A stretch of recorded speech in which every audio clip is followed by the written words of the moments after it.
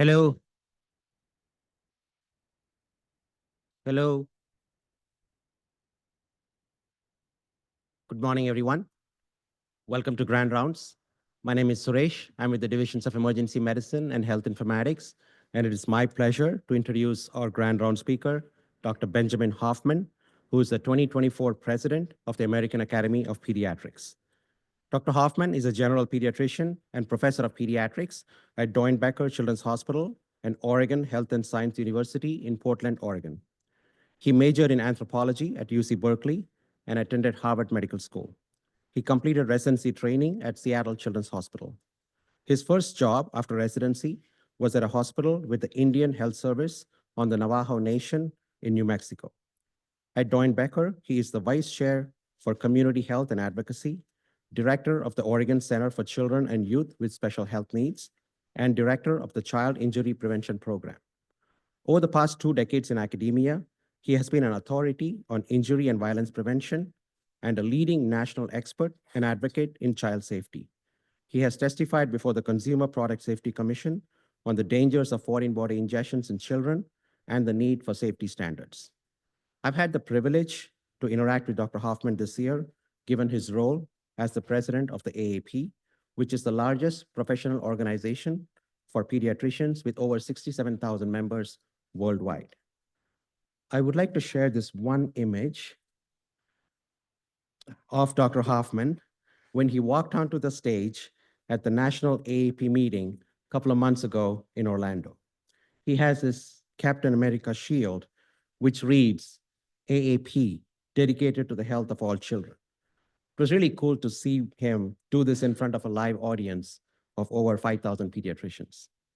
Without further ado, Dr. Ben Hoffman. Thank you. It's really an honor to be here. I want to thank Suresh and everybody for offering to host me. It's great to see some old friends, and I'll tell you a little bit about my backstory in a sec. But I actually have one official piece of AAP business that I have to conduct. In order to become a fellow of the American Academy of Pediatrics, one has to have completed a pediatric residency program in an ACGME or FCMG approved program, and then passed the American Board of Pediatrics qualifying exam. If those two things happen, then you can apply for fellowship and you become an FAAP. If you did not pass the American Board of Pediatrics qualifying exam, meaning if you passed a board exam in a different country, or if you passed a different American Board of Medical Specialties exam, you're not technically eligible unless you petition or you're nominated. Terry Dermody is an internal medicine doctor. I don't mean to out you, sir. He's boarded by the American Board of Internal Medicine, and as such is not on basic principles eligible to become a fellow of the American Academy of Pediatrics. We received a letter of nomination and a packet from Deborah Moss several months ago at the AAP, and on December 1st, the board of the American Academy of Pediatrics unanimously elected Terry Dermody a fellow of the American Academy of Pediatrics. So I'd like you to come up here and accept this, sir.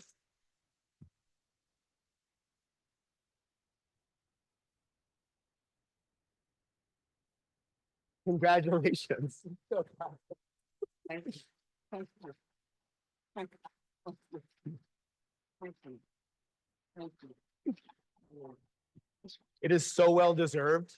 This one of these things, there have been during my year 2 of you, the chair at Baylor, who Laura Shekhar-Damian, who is from Australia, and you, and the pediatric community could not believe that these people were not already members of the academy, and that we'd put up barriers to them becoming. So you're so kind, and I'm so grateful. We're so grateful for you. Thank you.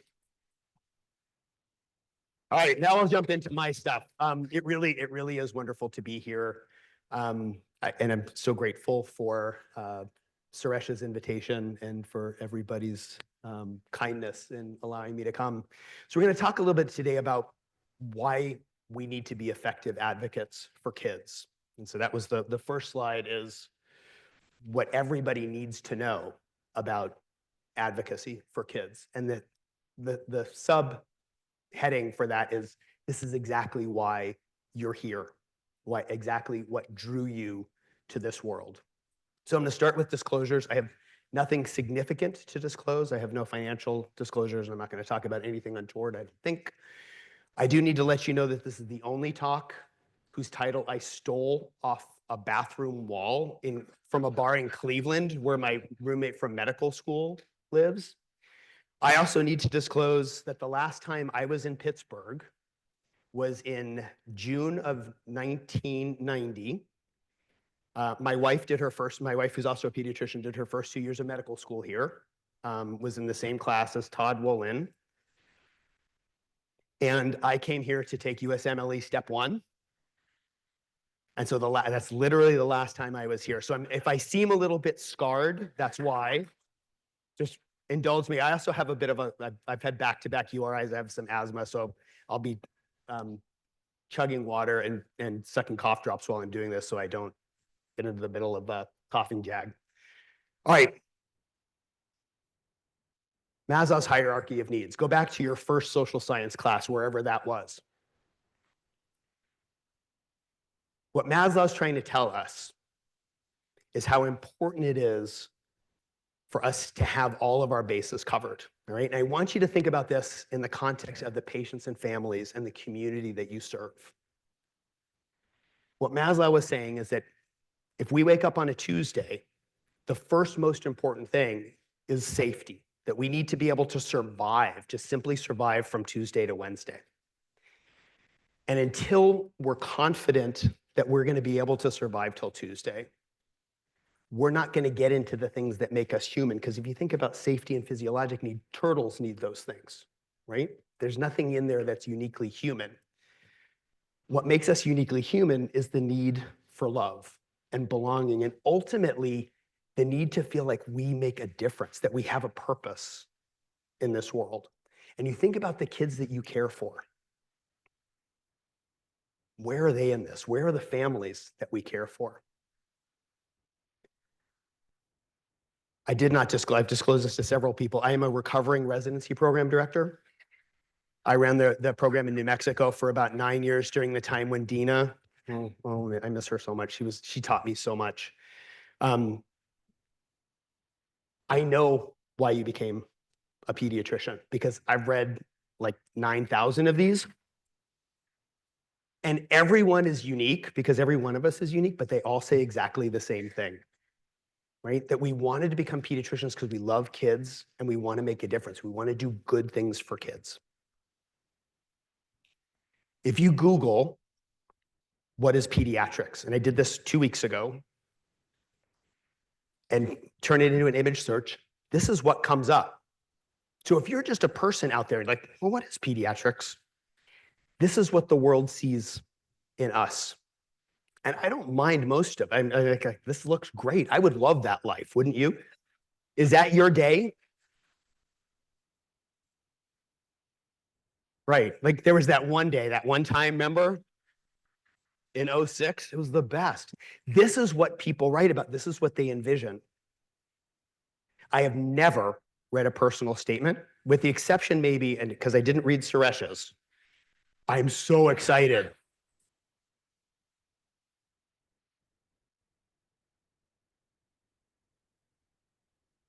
Because this takes us away from all that other stuff, right? There's so many forces that pull us away from the joy that we were going to be looking, that we expected.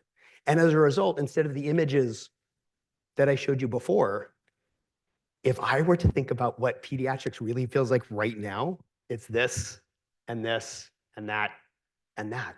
And that's not okay. It's just not. So Bill Frist is a cardiothoracic surgeon, and he was a senator from Tennessee.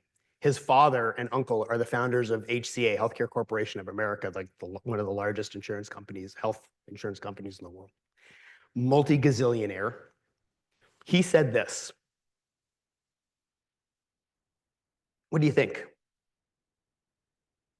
I mean, This whole facility is like, this was not here when I was here. Like, this is a cathedral of pediatrics. You have everything here. Is he right? There's absolutely no reason we shouldn't have the best healthcare in the world. You have a lot of it right here. But do we? And we all know the answer to that. You dig in a little bit. All right, this graph compares mortality rates at age from birth up till 74, comparing the US to the other 37 countries of the Organization of Economic Cooperation and Development, basically our economic peers in the world. And what this slide shows is that it's what we all know, that USA is #1 in dying. We die at higher rates from birth until 74 than all of our peer countries in the world. And when I think about what pediatrics is, I go back to this quote from Paul Wise, who's a brilliant general pediatrician at Stanford. And this is really how we spend our days. We spend our days witnessing how we fail kids and families and communities. We all have stories. You have stories from yesterday. If you go back to the founding of pediatrics in the United States, Abraham Jacobi, who was a German Jewish immigrant who was jailed in Germany, and when he was released, came to the United States, was a pediatrician, really was the first pediatrician in the US and Lower East Side in New York City. Phenomenal story about swill milk and all sorts of stuff. We can talk about that later.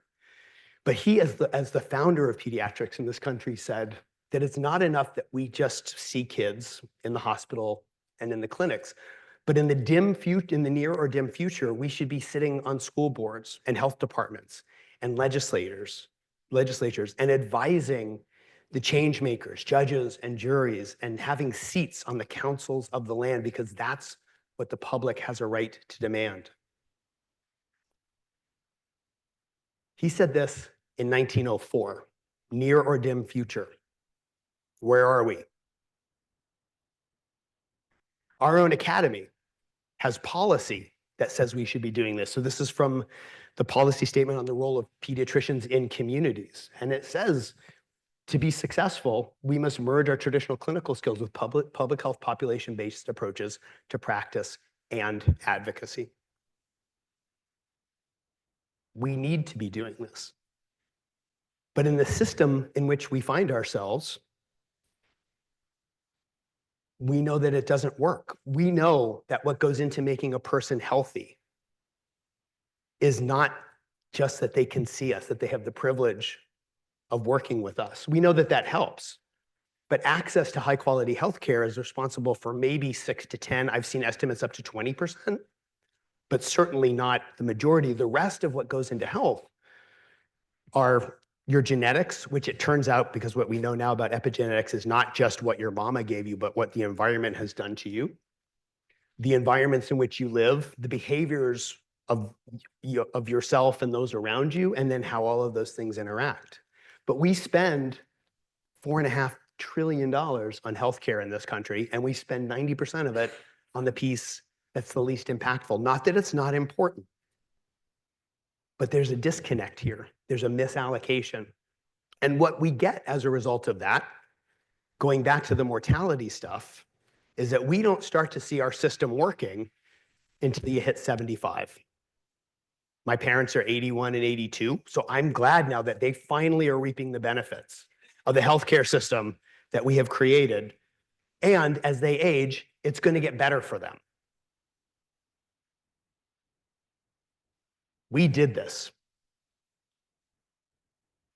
And we know that the healthcare system in which we work is built to serve the healthcare system in which we work. And it's not necessarily built to improve the health of the kids and families and communities that we serve. And I think in pediatrics, we do a better job of bridging that chasm because of what we wrote about in our personal statements and what drew us to this and the essential nature of pediatrics and pediatricians, because we are, let's be frank, we're freaking awesome, right? But we need to do better, because even for our kids, if you look at the state of child health in this country, we rank somewhere between 54th and 57th in the world in infant mortality.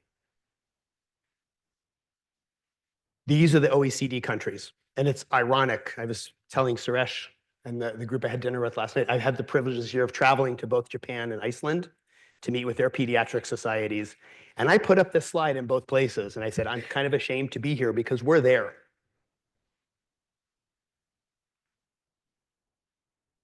And we know that this risk, infant mortality, is not equally distributed across the community. This is from March of Dimes in Pennsylvania, because Black and brown kids bear a tremendously disproportionate burden of premature birth.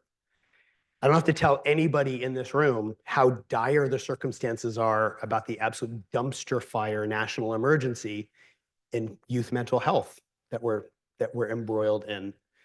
And now the AAP, in concert with the Child Adolescent Psychiatrists and the Children's Hospital Association, has now thrice issued a national emergency declaration that's made some progress, but we're nowhere near close. And we see that day in, day out. We know what's going on. This quote I find particularly troubling because I think it's true. And I cannot imagine a universe in which I would be standing, giving a talk about what harms kids and saying guns are the single leading cause of death for children in this country. And we know that the risk of dying by gun is not equally distributed across the community.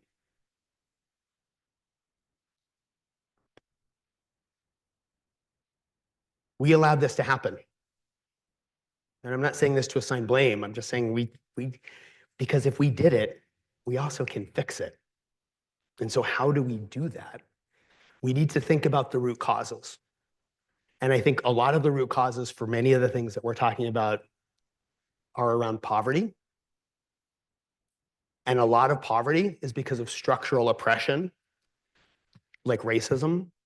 Again, things that we have done.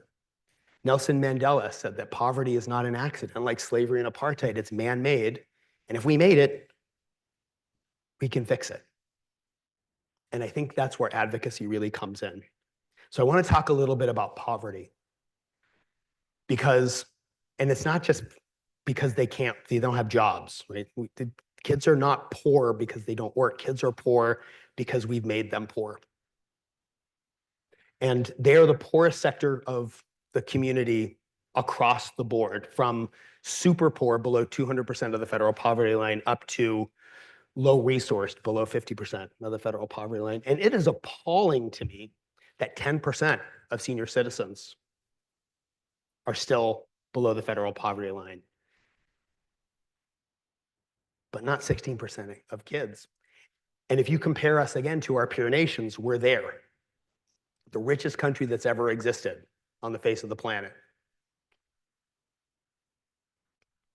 And we know that the poverty is not equally distributed across the communities, that kids from minoritized and marginalized communities have much higher rates of poverty. You can see American Indian, Alaska Native, and African American in green and blue, respectively. Pennsylvania, you're about the same as the rest of the country for all age groups, pretty close. But the disparities between kids from communities of color and white kids are greater here than they are elsewhere in the United States. That's the one. You see 32% of African-American kids in Pennsylvania compared to 29% nationally. So when we talk about poverty, and we have, I'm sure there are a number of people in this room who grew up in poverty. We talk about it a lot, but I don't think we really understand it in the way that we need to. So I want to talk a little bit about what poverty really means. So poverty as a concept has existed forever. Poverty as a measure has existed since the mid-60s, during the war on poverty and the civil rights movement. And the government decided, rightly, if we're going to address poverty, we need to define what it is. So we need a line. We need to know where poverty, what is poverty and what is not poverty. And so they set a bunch of government economists on that, and they came up with a calculation that in 1967, the amount of money it would cost for a family to subsist, to make it, to hit Maslow's bottom two rungs on his pyramid, to subsist from Monday to Tuesday, the amount of money it would require is about 3 times the amount of money it would cost to feed them. So they took the amount of money it would cost to provide nutrition to a family of 4 in 1967, multiplied it by 3, and that became the federal poverty line.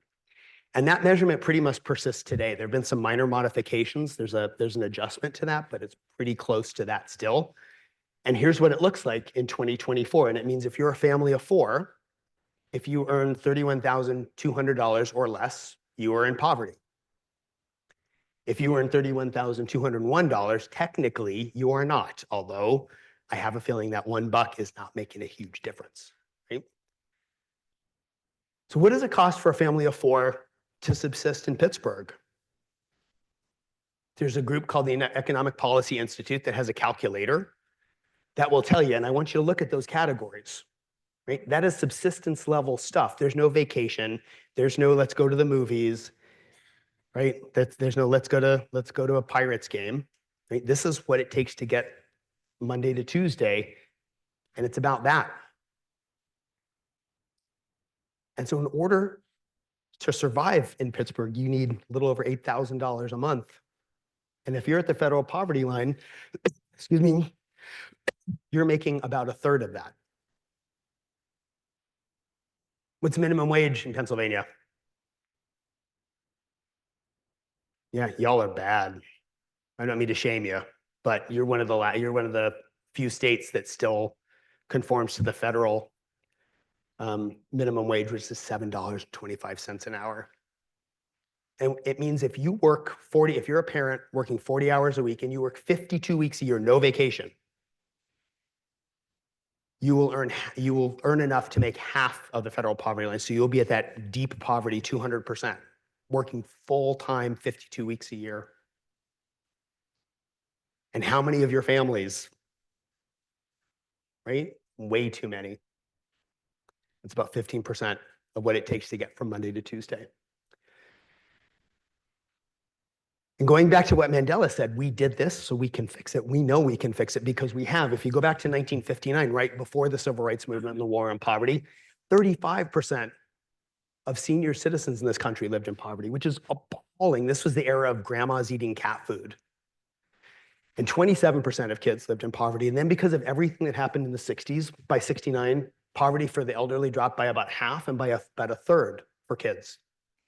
And then going through the 70s, because of, it was a little challenging time because of inflation and all of that stuff, things continued to get better for the elderly. Kids stayed about the same. And as we march out over time, we see that kids continue to bear a disproportionate brunt. We had an incredible opportunity, it was an awful opportunity during COVID for a natural experiment, just instituting the child tax credit for a year dropped poverty by 50% across all communities, regardless of starting income, regardless of racial ethnic background. And when, at the end of the public health emergency, when this ended, look what happened. We did this, we can fix it.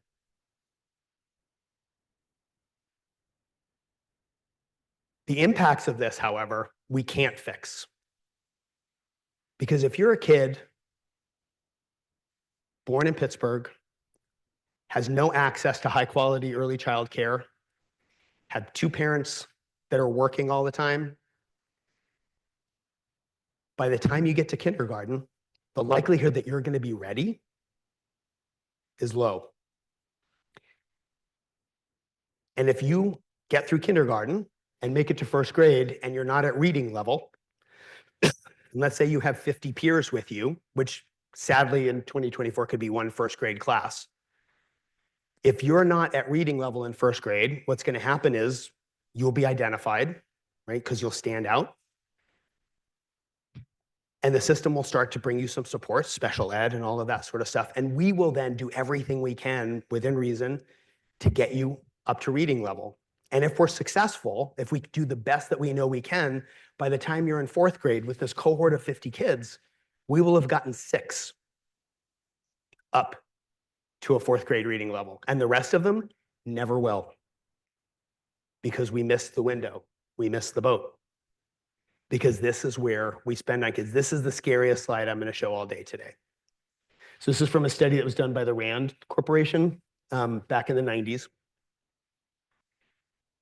The red is what we know as pediatricians, how kids grow and develop, that 90% of brain growth happens in the first 3 years of life. And look at that, look at the first 2 years especially. But look at where we spend on kids. First of all, we don't spend near enough on kids, but we don't even start until they show up in 1st grade and have problems and we realize we need to do something. And that to me is like saying, I'm going to grow tomatoes. So I'm going to plant tomatoes. Great. This is going to be where we're have tomatoes all summer. And then going out 6 weeks later and saying, oh, water, I forgot. You can't fix this. And we've created circumstances in education, in health, in just sort of the well-being of kids where we're setting ourselves up for things we know that will not work, and we've got it all backwards. Here's another reason why we care, and I say this as a gentleman of a certain age as I approach Social Security.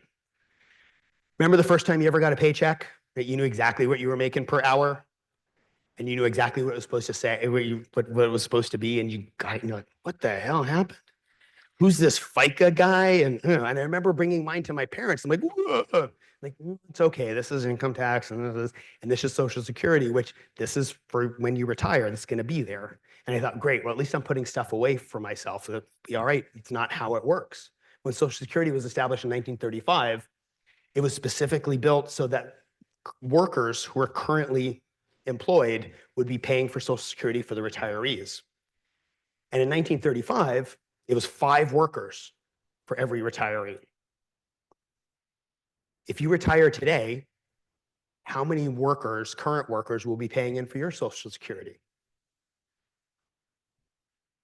2 if you're lucky. It might be 1, demographic shifts and whatnot. So let me ask you a question. If you had a choice and you could pick the 2 kids who will be paying into your Social Security, would you pick those 2 kids? Or those 2 kids? Because right now you got a 1 in 5 chance it's going to be those. 78% of applicants to the military last year were deemed unfit. And I'm not a military guy, right? But we care deeply about a safe and secure nation. We care deeply about an educated, competent workforce and an economic base to drive. Like, it turns out we care a lot about this. We just don't act like we do, which is where advocacy comes in, especially for us as pediatricians. This is a hard word because I know here you've got the PALS program, which is advocacy training for residents. You've got the Advocacy Center, which is child abuse. It's a really complicated word. So I think we need to come to some consensus about what we mean when we talk about advocacy. So how would you define, when you think about advocacy, how do you think about the definition? Great. Speaking on behalf of kids. So that's on behalf of somebody. And that's the answer.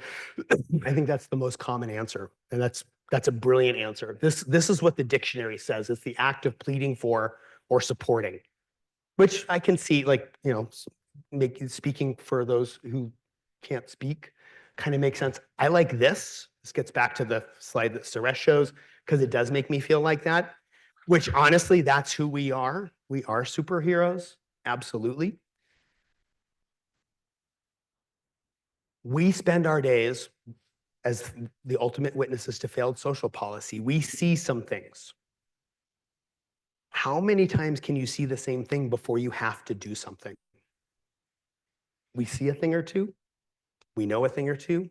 We need to do a thing or two. And that's what advocacy is. This is the definition I like the most. This is from a paper that was published in Academic Medicine, written by an internist and 2 pediatricians from Colorado. And they said that it's work that we do to promote social, economic, educational, and political change to ameliorate the suffering and threats to human health and well-being that we identify through our professional work. That the stuff that we see, that we bear witness to, we have a need and an obligation to address them. And the difference between this and speaking for those whose voice is not heard is that we are experts in what we do. We're experts in strep throat. We're experts in congenital heart disease. We are not experts in communities that we serve. The communities that we serve are the experts in the communities that we serve. And it's more important to think about this as not speaking for them, but ensuring their voice is heard. Sometimes that means we speak for them. Sometimes it means we bring them, we elevate them, we support them, we authentically partner in a way that allows their voice to be heard. And that's a very different thing and something that is uniquely challenging often in physician advocacy because we are who we are, we do what we do. And when we think about advocacy, there are multiple different levels. Individual advocacy is something we're all very well trained and prepared to do. That's the work we do, the advocacy work we do at an individual bedside or in an exam room. So for example, we could screen for food insecurity. And if a family tells us they're food insecure, what do? Connect them to social work, make sure they have a number of food banks. So it's resource, it's education and resource awareness and alignment, which is absolutely essential. But if I see that family for their 15-month checkup as a general pediatrician, when they come back in 3 months and we screen them again because we screen everybody because that's policy, what are they going to tell me? We're still hungry.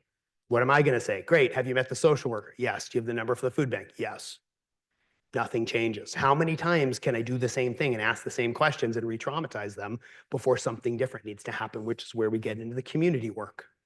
So that may lead to having a conversation with the food bank. And I have a colleague who's an infectious disease doctor, and I don't have time to go into the story, but she had an experience one Sunday that really opened her eyes to the issues of food insecurity to patients in our own hospital. And so she called the food bank and had a meeting with the director of the food bank the next week and said, I really want to think about bringing some food bank services to the children's hospital to support families when they're there. And they said, that's great. We'd love to work with you. By the way, you're a pediatrician. We've not had a pediatrician. Would you be on our board of directors? One meeting. And she called me from the parking lot and said, they asked me to be on the board of directors. Am I allowed to do that? Can I do it? I'm like, you have to do that. And so now she's helping direct policy for the food bank because of what she's seen and what she knows and the power that she has as a pediatrician. The next level would be eradicating the root causes of hunger in our community. So this is Portland by zip code, and the ones, all the ones that are colored are food deserts. The ones that are green are the ones that are deep food deserts. So the next step would be get involved in the planning and zoning process and economic development within the city and the county to start addressing this. And we can do this. Pediatricians do this all the time. We don't all need to be doing all of it. I think that's a really important thing. But we all need to be doing it. And figuring out for each and every one of you in this room and out there in Zoom land, where you fit in this and where you are now and where you want to go is part of my own personal mission and why I'm here, because we all know that we came to pediatrics because we love kids. That's what you wrote about in your personal statement. And we all know, and the world knows and sees us as the experts in child health and development. Everyone in the world knows you graduated from 23rd grade at least. These two things, absolutely essential to be an effective advocate, but completely insufficient because most of us were never taught how to do this work.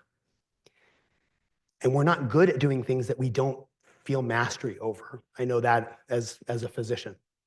And many of us don't feel the authority and the agency. We don't feel like this is part of our job. Our bosses won't let us do it.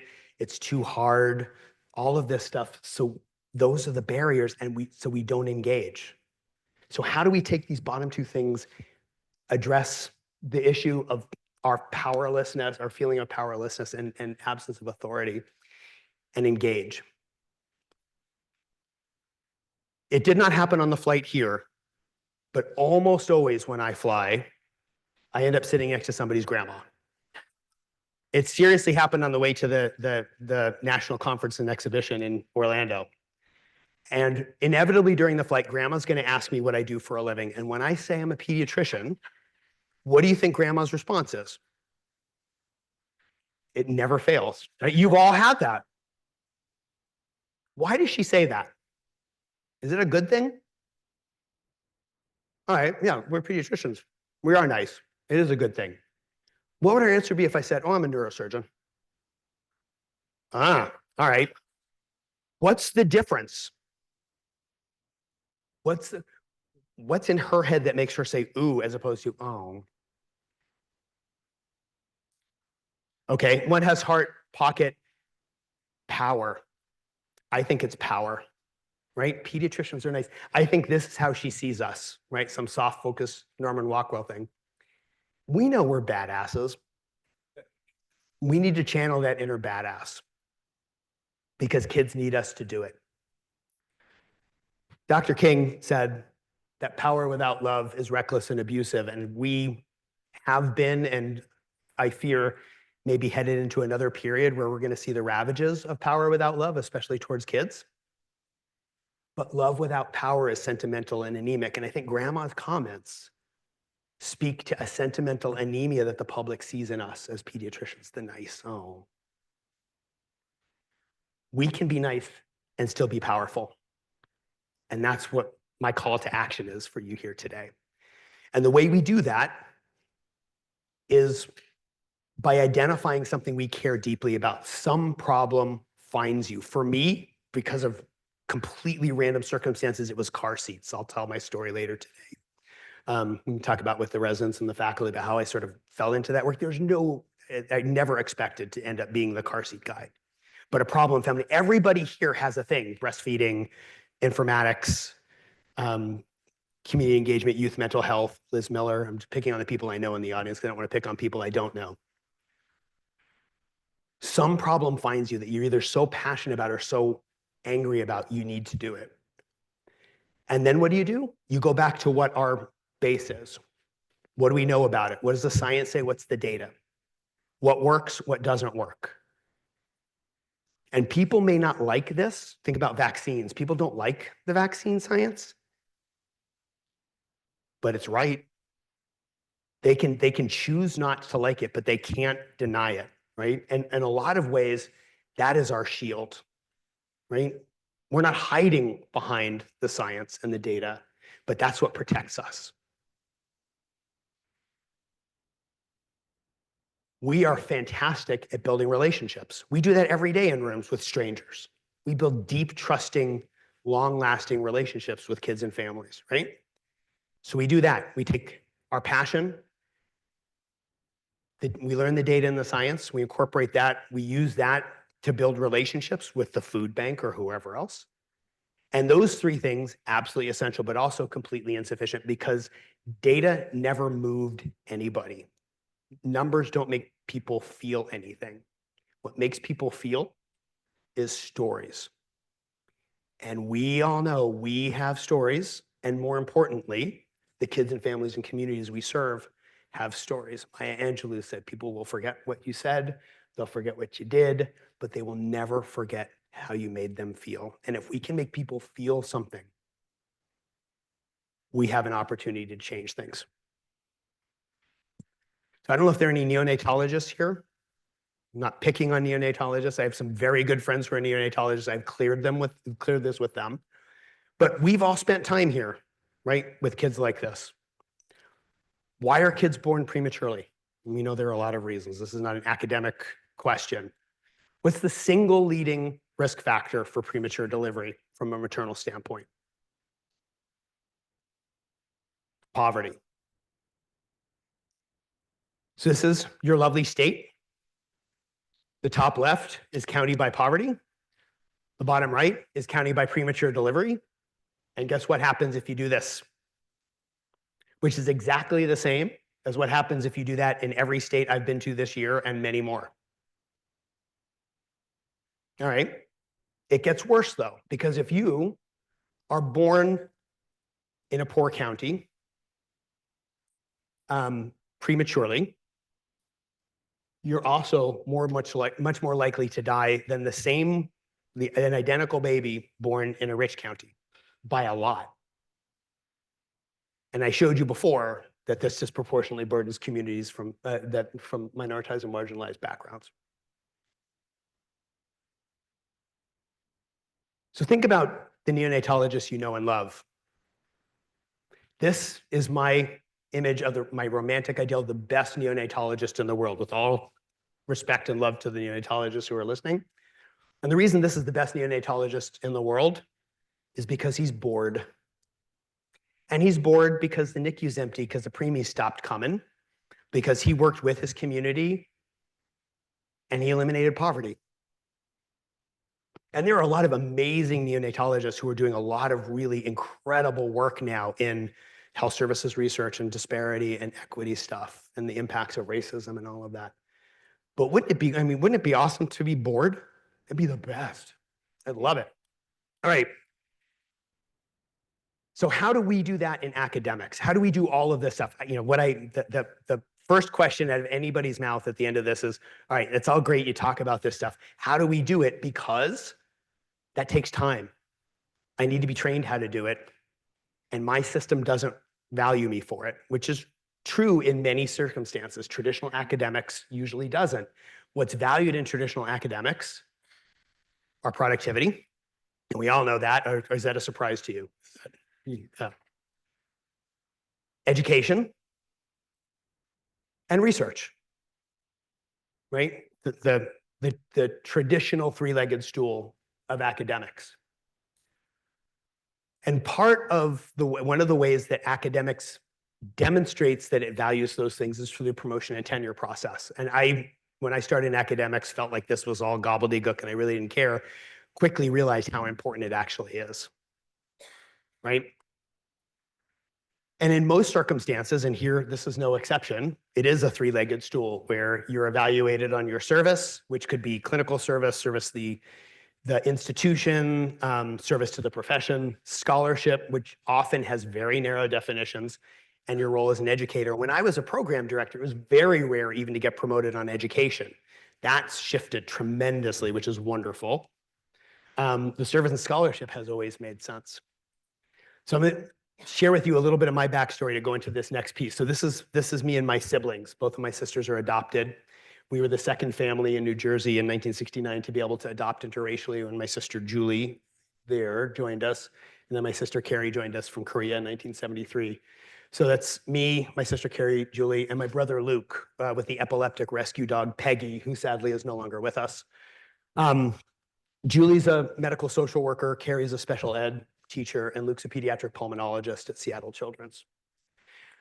We moved from New Jersey to Los Alamos, New Mexico, which is a whole other story, which is, yes, where the atomic bomb was built. A very small town in the mountains of New Mexico. We were one of 17 Jewish families among the 17,000 people there, and my sisters were one of a handful of kids who were not white. And the newspaper felt it necessary to warn the public when we arrived. My brother, as a MD PhD pediatric pulmonologist, has had an incredible ride in academics. So that's his lab. This is one of 52 pages of his publications from his CV, right? He's the academic from Central Casting. He's the vice chair for research at Seattle Children's. And when he decided, the day he decided he wanted to go into pediatric pulmonology, the path was there, right? Everybody knew exactly what he needed to do. Not that it was easy. I don't want to give you any illusion that it was easy, but it was well paved, right? And there were people all along the way. Let me help you. Do you need a cookie? What more do you need? How can... And it's like this, and again, I understand it's not easy, but at least you know what you need to do. If you want to go into advocacy, and this is my career, naked and afraid, right? Give me a machete, whatever, I'll do it. And there are tons of pediatricians out there, I'm sorry about this, Liz, tons of pediatricians out there who are doing really incredible things, from Shale Wong, who spent 2 years in the White House working for Michelle Obama as a pediatrician. Kim Avila-Edwards, who's from Texas, who's a regular at the Texas legislature, and then Steve Federico, who's the medical director at Denver Health. being brave enough to spar with Fox News over immigration. How do we value this in this part of the world? And how do you get to there? So I've struggled with that, and I've spent a lot of my time thinking about how we train pediatric residents to be effective advocates, and ultimately that led me to how do we train faculty to be effective advocates, because residents need people to be role models to them in that space and to teach them the skills. This is what my brother does. So he does microbiome stuff, and he started out with lung, but has subsequently moved to GI microbiome, and he travels all over the world talking about this, which after spending 13 years sharing a bedroom with him growing up, totally appropriate. 5 years ago, he and his family were down at my place for Thanksgiving, and he and I were carving turkeys or doing something, and I was asking him what he's up to, and he started talking about his research, and I realized he's talking about poop with the same fervor and passion that I talk about car seats. And it occurred to me, that's your advocacy. That's what you're doing to ameliorate the suffering and threats to human health and well-being through what you, but you don't have to think about it as advocacy because your work falls into the standard currency of academics. It produces the scholarship that makes your chair happy and the service that makes your department proud, whereas mine does not. And I started thinking, what do we want? Do we want advocacy to be a fourth leg on the stool? And I don't think so, even though you could argue this would be more stable. What we want is acknowledgement that advocacy is what holds all of this together. And this is what you wrote about in your personal statement, whether you know it or not. So how do we get systems to align with that? So give me 5 more minutes, is that okay?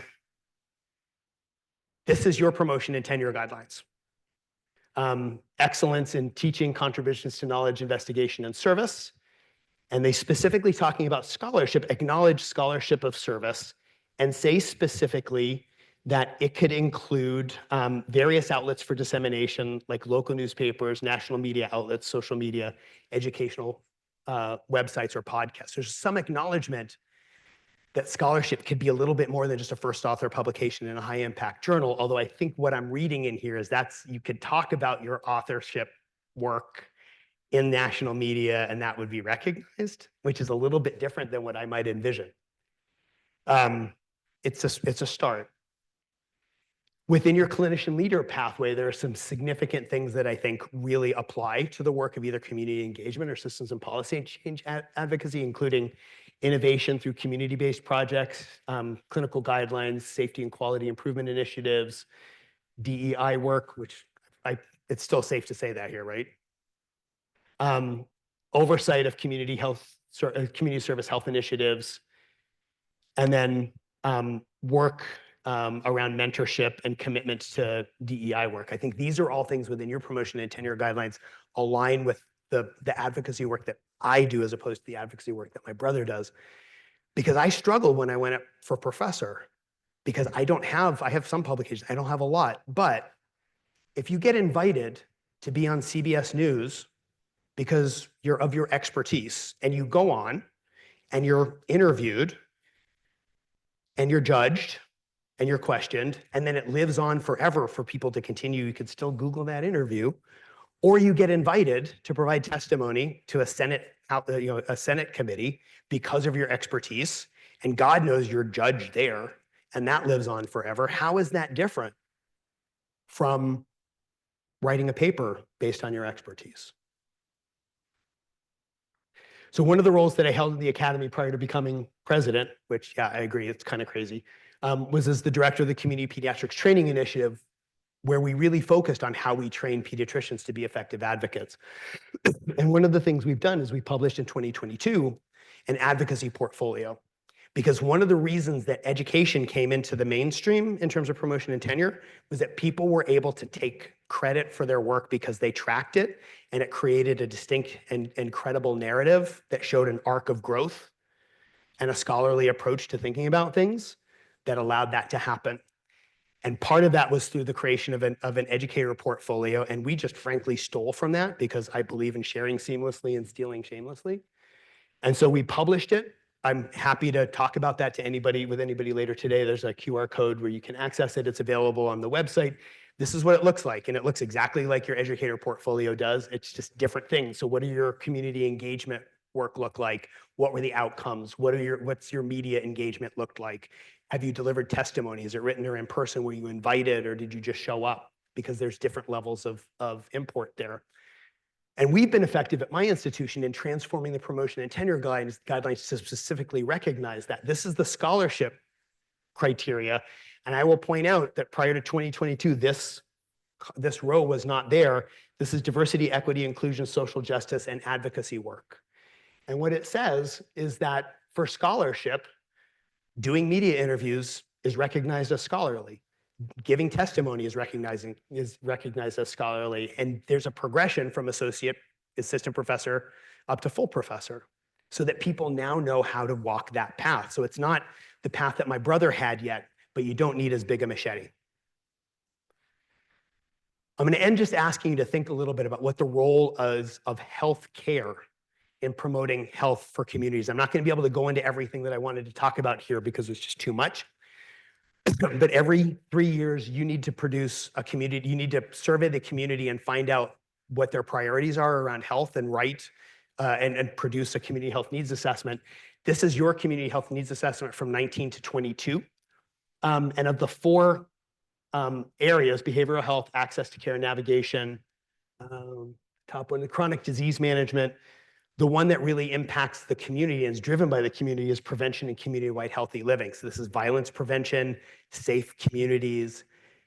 Those are things you can't fix in this institution.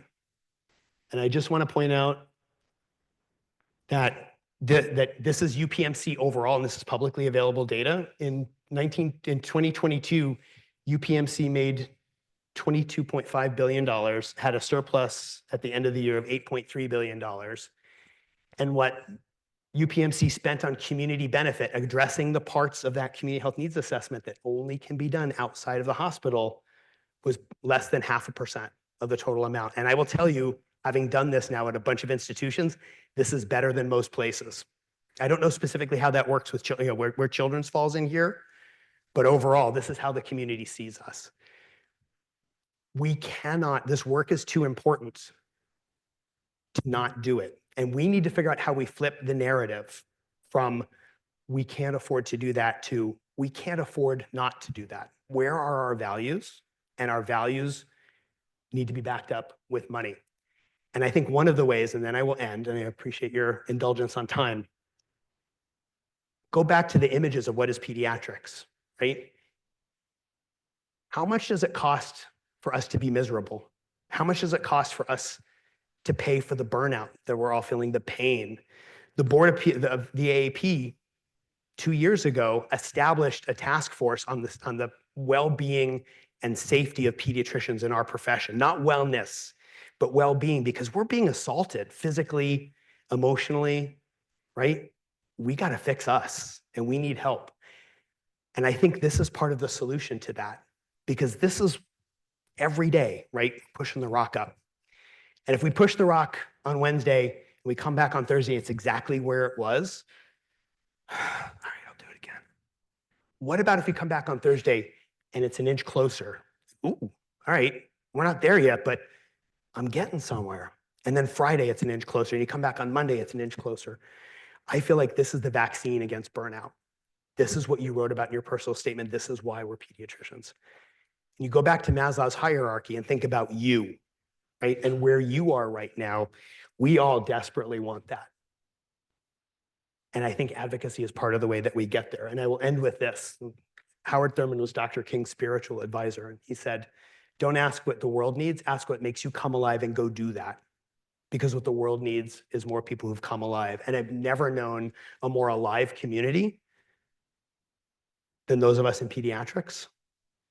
And I want to make sure that we are here today, tomorrow, and in the future to be able to be the pediatricians that kids need. And I welcome you on the journey, and I'm so grateful for this opportunity. I would be delighted to take questions. I'm sorry, Suresh, I ran over. I apologize.